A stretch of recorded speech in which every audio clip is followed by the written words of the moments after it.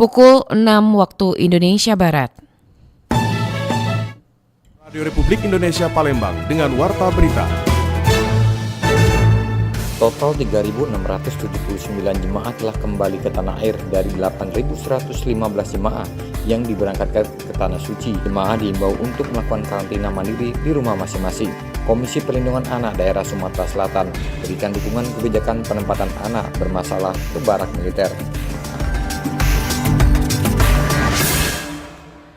Selamat pagi, Anda sedang mendengarkan Warta Berita Radio Republik Indonesia Palembang. Selain informasi tadi, sejumlah informasi lain juga akan kami hadirkan untuk edisi hari ini 26 Juni 2025 bersama saya Delawawi. Inilah Warta Berita selengkapnya.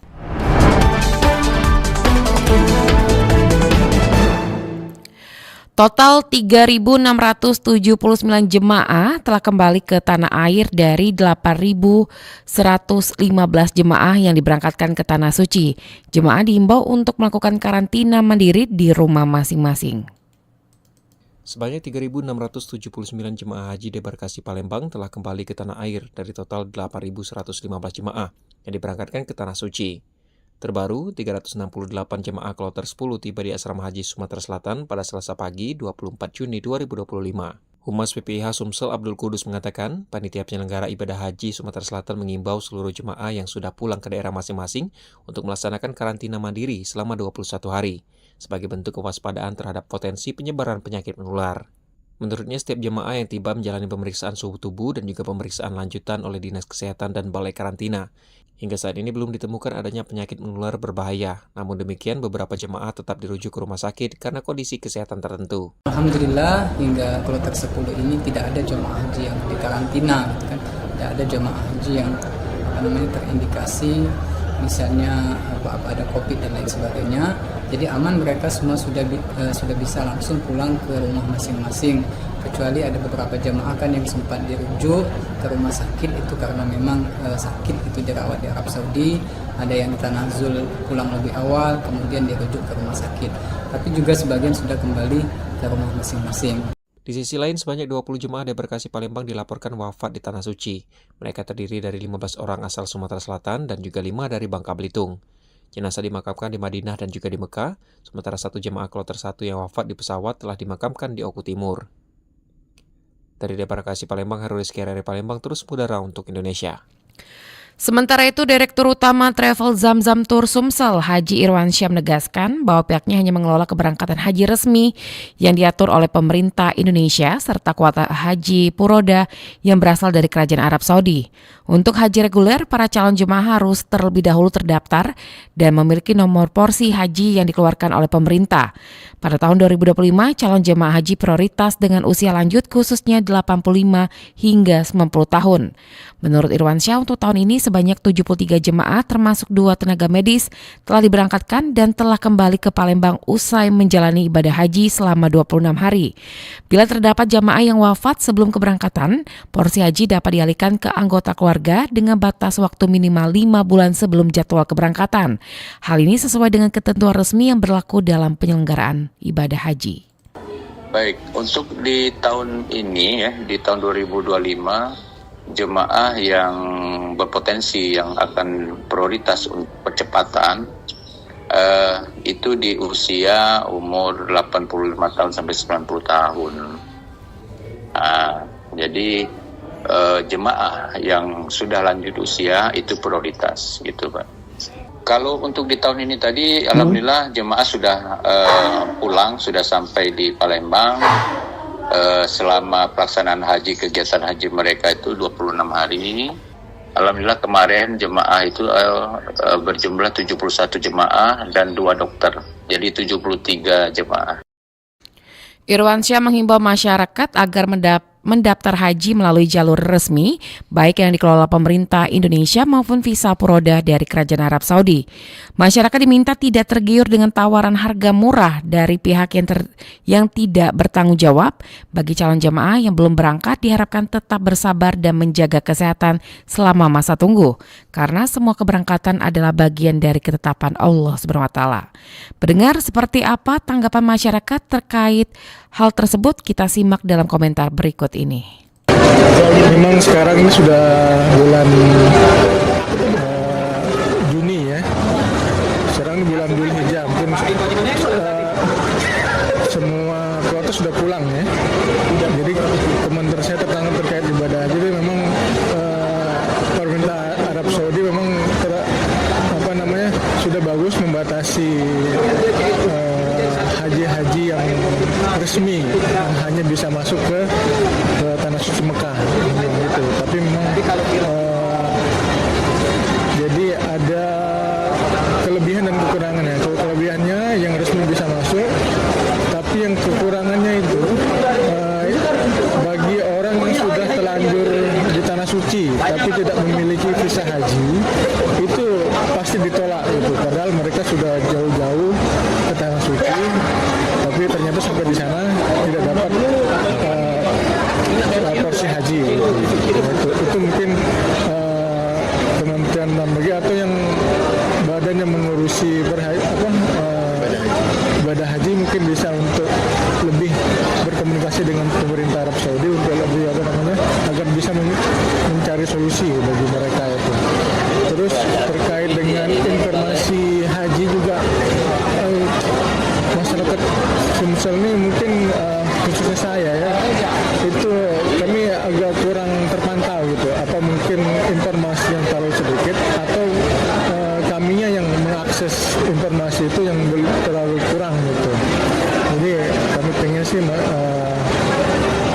pemerintah gitu agar dapat dalam penyelenggara ibadah haji ini memberikan informasi yang seluas-luasnya dan seterang-terangnya gitu.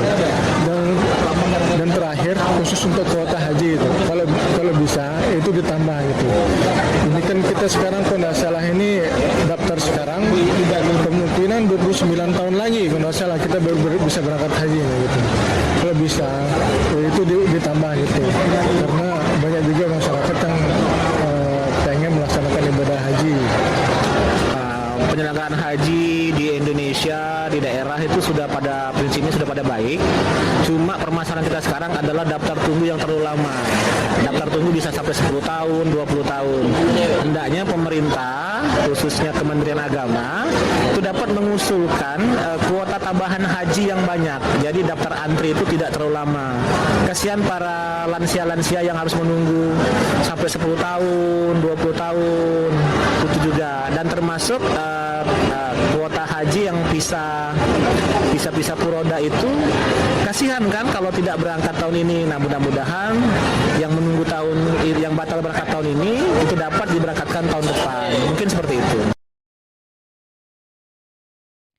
Untuk membahas lebih lanjut terkait haji, berikut kita simak wawancara singkat berikut ini.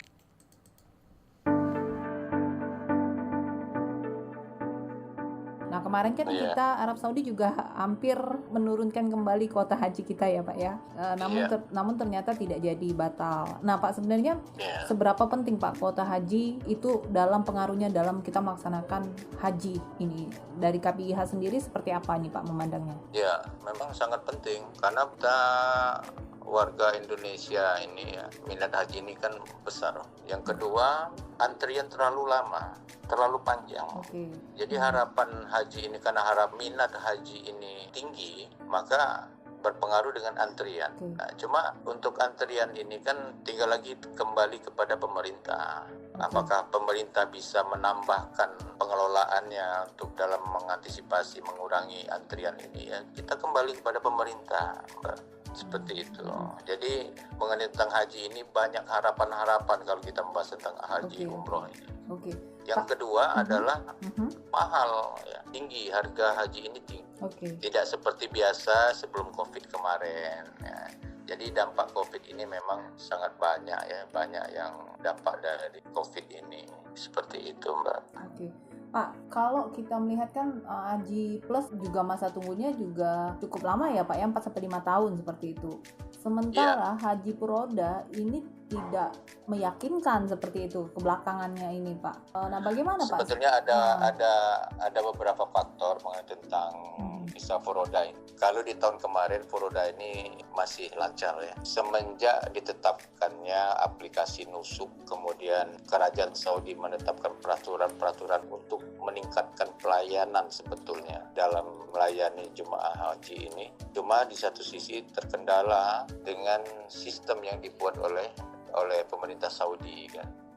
Nah, tapi pemerintah Saudi ini sudah memberikan aplikasi ini sudah lama, tapi ini dari pemerintah Indonesia entah bagaimana aplikasi ini baru terrealisasi. Jadi ini memang kembali kepada pemerintah kita, Mbak, mengenai tentang pelaksanaan haji ini. Indonesia salah satu negara terbesar. Jadi harapan KBIH yang ada di Indonesia termasuk KBIH Zamzam sendiri seperti apa nih Pak Irwansyah ke depannya agar pelaksanaan haji ini tidak terlalu lama menunggunya, bahkan lebih dari 10 tahun ini Pak Irwansyah? Ya, Indonesia adalah jemaah haji yang terbanyak setelah dari Pakistan. Jadi harapan kita dari Zamzam Tour ini mengharapkan antrian bagi calon haji ini, calon jemaah haji ini kalau bisa diturunkan, karena tidak secara langsung kan pemerintah ini adalah warga negara Indonesia ini kan adalah memang wajib dalam pelayanan melaksanakan warganya untuk melaksanakan ibadah haji. Jadi ini kita mengharapkan pengelolaan pemerintah ini, manajemennya akan lebih baik.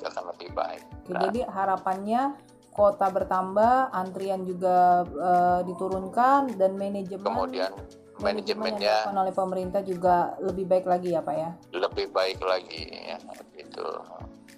Jadi banyak berita di tahun ini kan pelaksanaan ibadah haji ini, tidak sinkron dengan sistem dari pemerintah dari Saudi.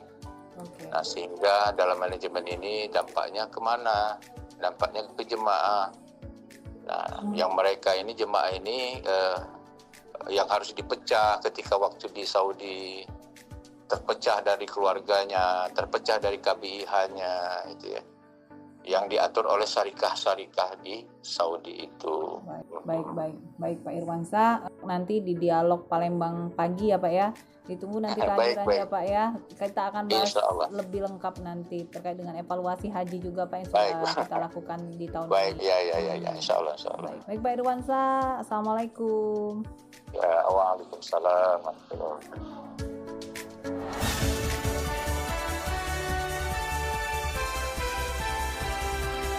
Warta Berita Radio Republik Indonesia Palembang.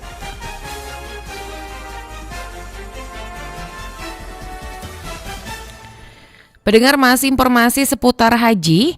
Sementara itu, PPIH Arab Saudi masih terus melakukan pencarian jemaah haji asal kota Pagar Alam dari kloter 19 embarkasi Palembang.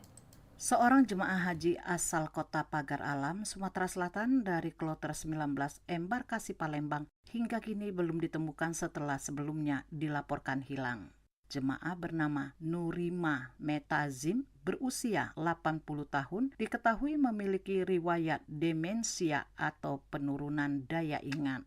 Humas PPIH Sumatera Selatan, Abdul Kudus, mengatakan, berdasarkan data resmi Kemenak RI, Nurima dilaporkan meninggalkan rombongan pada tanggal 28 Mei tahun 2025, 2 hari setelah tiba di kota Mekah, dan sejak itu belum diketahui keberadaannya.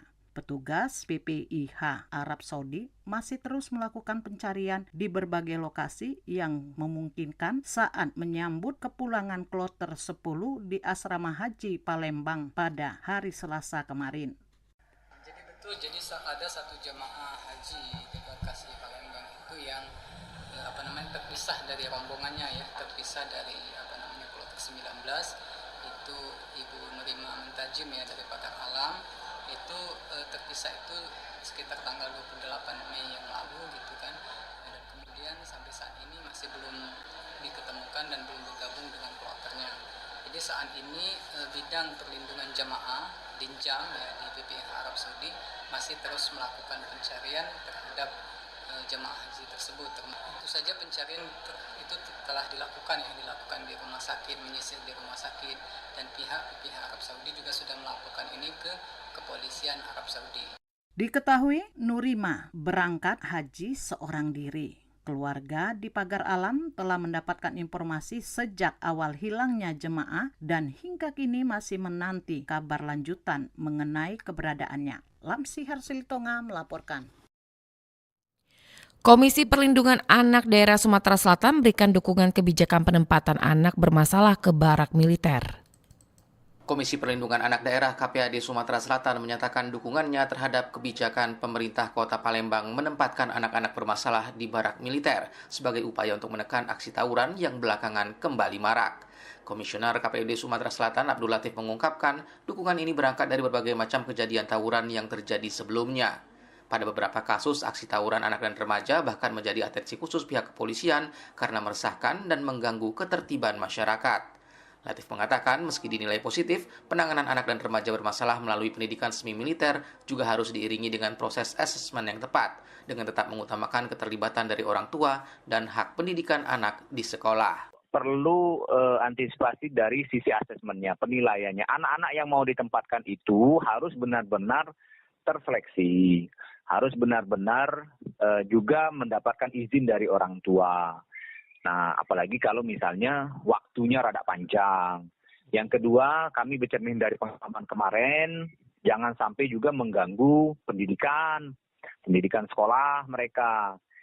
Kemudian juga bicara sarana prasarana dan kurikulum yang paling penting. Jangan sekedar menunaikan kewajiban saja, tapi tidak betul-betul terbentuk karakter yang positif.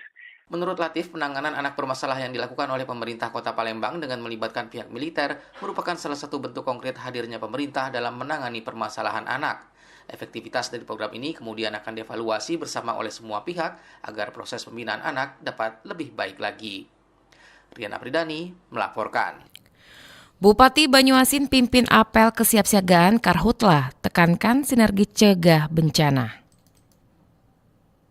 Dalam upaya memperkuat kesiapsiagaan menghadapi potensi kebakaran hutan, kebun dan lahan atau Karhutlabun, Bupati Banyuasin Askolani memimpin langsung apel gelar pasukan dan peralatan di lapangan upacara Pemkab Banyuasin pada Rabu 25 Juni 2025. Apel yang dihadiri berbagai unsur seperti TNI, Polri, BPBD, Manggala Agni, serta 71 perusahaan perkebunan ini menjadi simbol komitmen kolektif dalam pengendalian dan pencegahan Karhutlabun di wilayah Kabupaten Banyuasin. Tidak hanya seremonial, apel juga disertai simulasi penanggulangan kebakaran oleh BPBD Kabupaten Banyuasin sebagai bentuk latihan kesiapan menghadapi musim kering yang diperkirakan akan meningkat. Bupati Askolani menargetkan pada 2025 ini tidak ada lagi titik api atau zero hotspot maupun kebakaran lahan atau zero fire spot. Apel juga ditandai dengan penandatanganan nota kesepahaman atau MOU antara pemerintah Kabupaten Banyuasin dan puluhan perusahaan perkebunan sebagai bentuk kesepakatan aktif untuk melakukan langkah-langkah pencegahan Karhutlabun secara konkret di wilayah konsesi masing-masing. Pemerintah Kabupaten Banyuasin dengan TNI Polri dan juga para perusahaan terhadap kesiapsiagaan menghadapi musim kemarau kaitan dengan karhutla di dalam wilayah Kabupaten Banyuasin. Dan kita baru saja mengecek semua peralatan yang disiapkan, yang tersedia. Alhamdulillah dalam kondisi baik, dalam kondisi bagus. Mudah-mudahan ini adalah hal yang positif lah. Kita bersiap untuk Kabupaten Banyuasin di 2025.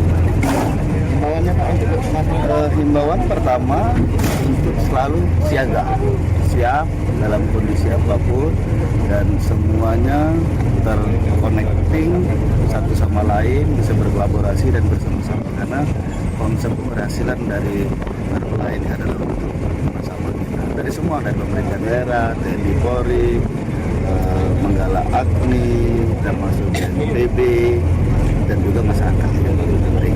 Nah, dan juga perusahaan-perusahaan yang ada di wilayah Kabupaten Banyuasin. Jadi sudah kita seleksi semua, peralatannya siap dan masukannya siap dan kita juga siap.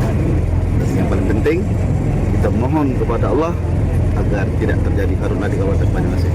Pemerintah Kabupaten Banyuasin menegaskan bahwa pencegahan lebih murah daripada pemadaman, dan oleh karena itu semua unsur diminta proaktif baik dari sisi pengawasan, edukasi masyarakat, hingga kesiapan alat dan personel di lapangan. Kegiatan ini menjadi bagian dari strategi Banyuasin dalam menjaga kelestarian lingkungan dan mendukung target nasional bebas asap. Apel juga mendapat apresiasi dari Forkopimda atas pendekatan komprehensif yang diterapkan pemerintah daerah. Dari Kabupaten Banyuasin, Muhammad Maulana, Pro 1, RRI terus mengudara untuk Indonesia. Informasi tadi mengakhiri Warta Berita pagi ini. Sebelum berpisah, kami sampaikan kembali topik berita aktual pagi ini. Di antaranya, total 3.679 jemaah telah kembali ke tanah air dari 8.115 jemaah yang diberangkatkan ke Tanah Suci. Komisi Perlindungan Anak Daerah Sumatera Selatan berikan dukungan kebijakan penempatan anak bermasalah ke barak militer. Mewakili kerabat kerja yang bertugas, saya Dela Wawi undur diri dan sampai jumpa.